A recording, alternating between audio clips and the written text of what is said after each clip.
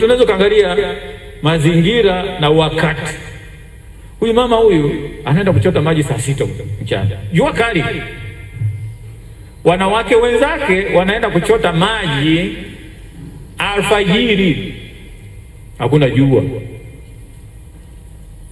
Lakini mwanamke Msamaria huyu anaenda saa 6. Kwa kuna kitu si sawa. Ana nafasi gani katika jamii?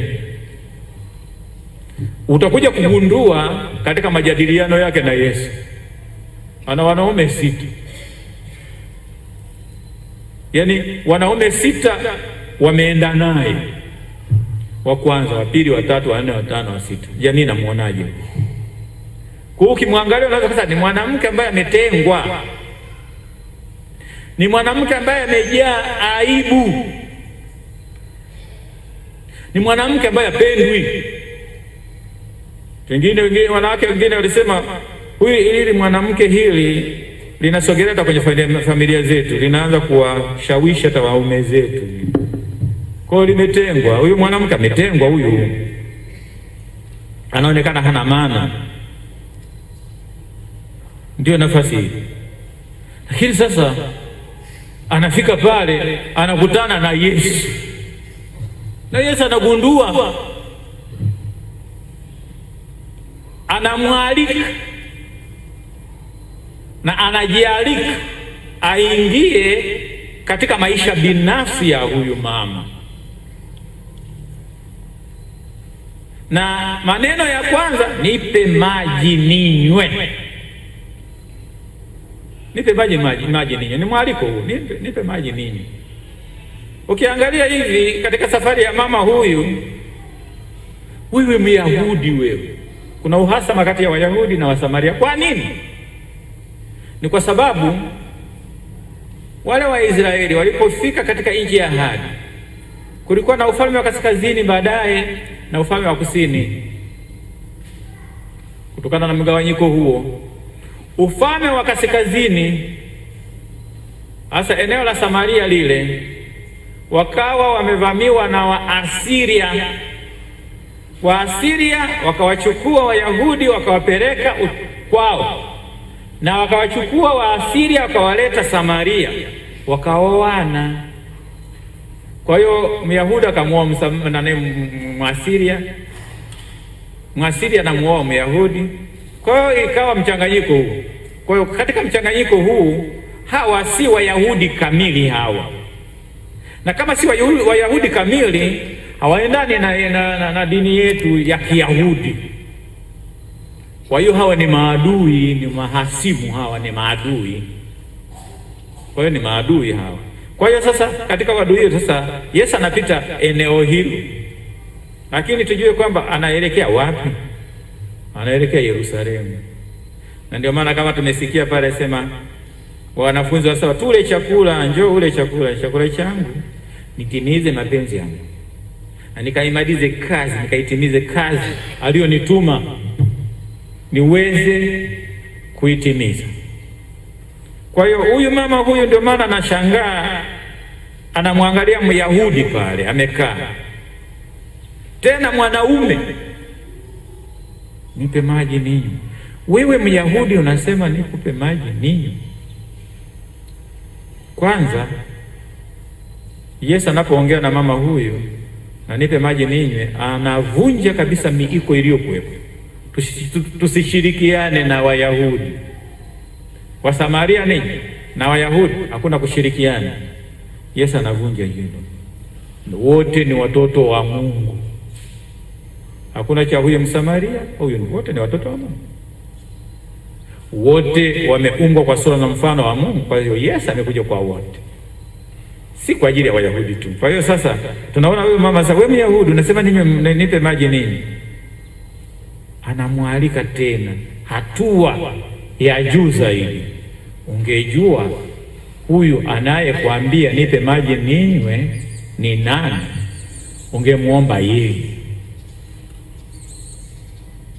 Na huyu ambaye unaongea naye, yeye anayo maji ya uzima yaliyo hai. na maji haya yatakuwa chemchemi ya uzima ndani mwako.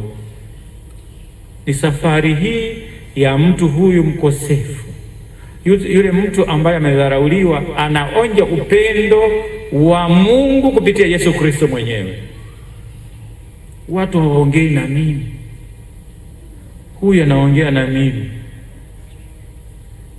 Nafasi hiyo nipe maji hayo, ili nisipate aibu hizo kuja kila siku kisimani hapa.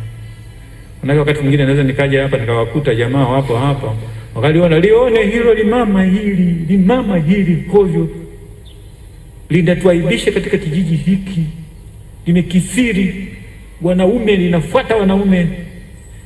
Kwa hiyo ukinipa maji hayo sitaona kiu, afadhali unipe hayo mimi nisije tena hapa.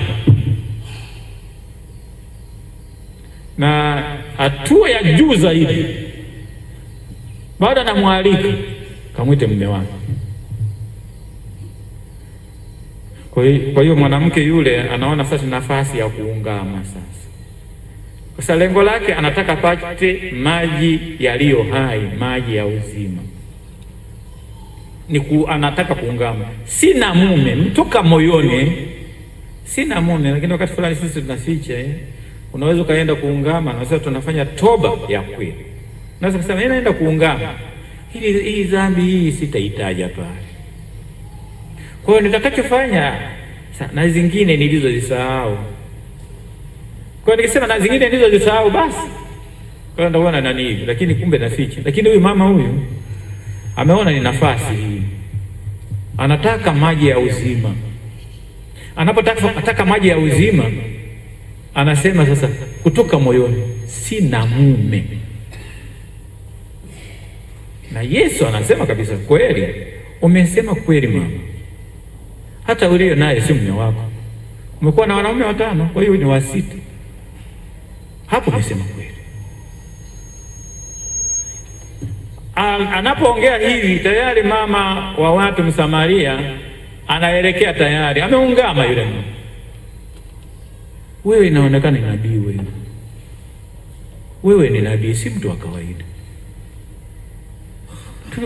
Baba zetu waliabudu kwenye mlima huu, mlima Horeb, na sasa wanatuambia tuende Yerusalemu kuabudu. Yesu anamwambia tunahitaji kumwabudu Mungu katika roho na kweli, kwa sababu yeye ni roho. Tumwabudu katika roho na kweli, si kwa ajili ya maigizo, si kwa ajili ya kujionyesha kwa watu. Tumwabudu katika roho na kweli, katika roho na kweli. Ni hatua hiyo. Na yule mama yule ameshakiri udhaifu wake na ameshapokea na anauona upendo na kuonja upendo wa Mungu kupitia Yesu Kristo katika maisha yake. Amefunua maisha yake na kumkaribisha Yesu katika maisha yake binafsi, na haya alimsaidia. Na katika hili tunaona anakuwa misionari, hajabakia naye. Hawaogopi tena wale waliokuwa wanamshambulia huko. Ameenda, ameacha mtungi, ameenda kijijini kuongea na watu. Jamani, twende muone, mtu ameniambia kila kitu cha kwangu, twende mumuone huyo mtu. Ameenda kuhubiri, misionari. Yale aliyoyapata ameenda kuhubiri. Na ndio maana kule mashariki huyu mama huyu mwisho alisema kwamba huyu mama alihubiri habari njema, aliendelea kuhubiri mpaka wakati fulani alikuja kuwa ni mfia dini, akawa shahidi vizuri. Kwa hiyo tunaona kuongoka kunako elekea kushuhudia. Anashuhudia. Yesu anamwongoza mama huyu kutoka gizani, kutoka katika ujinga aliyokuwa nao, kumwelekeza na kumpeleka katika mwanga, kutoka kutokuelewa kuelekea katika kuelewa. Yesu anaingia katika maisha ya binafsi ya mtu huyu, ya mama,